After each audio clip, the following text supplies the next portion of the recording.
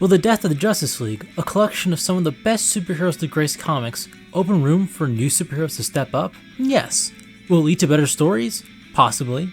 Does it stand up as a good comic on its own?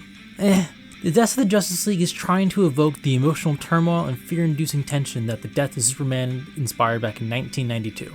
The world's greatest hero fell to an unstoppable menace, and then the world felt ever more dangerous. Back then, we didn't have this huge problem where heroes never stayed dead. Back then, characters like Barry Allen the Flash and Kara Zor-El Supergirl have been dead for decades. Now, a character can die and still appear in their own solo title like nothing happened, because events happen a few months into the future. Then magically, the timeline will line up for when the heroes eventually return. You know this tired old trope like the back of our hands, it's nothing new.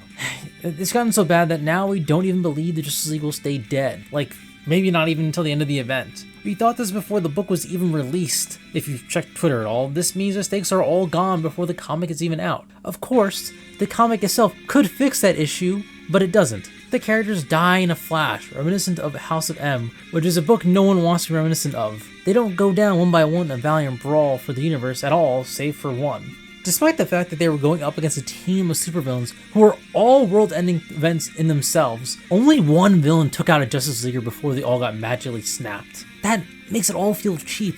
I'm not saying I need to see Doomsday rip someone's arm off or Darkseid beat one of them to death, but let them die fighting. We just see each Leaguer fall, with Superman the last one to give up before he definitively dies. Otherwise, don't call it Death of the Justice League and just admit that it's just a story that moves the team off the board to add stakes to their big summer event. This story might have been better if we included the reactions to the League's deaths, and even to each other, like in the moment, but we have to wait for Dark Crisis to get that. That's not even the worst part. The worst part is just how many characters died who couldn't afford to. There are characters like Zatanna, Martian Manhunter, Aquaman, Black Canary, Green Arrow, and all of Justice League Incarnate who've been floundering at DC. They deserve the spotlight and haven't been getting it with the Trinity hogging it all. DC only closes off the stories by killing these characters, some of which weren't on the Justice League until this issue. The death of the Justice League would have been better served being the death of the Trinity, and a couple of the Green Lanterns. Batman, Superman, Wonder Woman, and the two biggest Green Lanterns have been sucking up all the space at DC. Bruce Wayne, Clark Kent, Diana Prince, Hal Jordan, and yes, even admittedly Jon Stewart,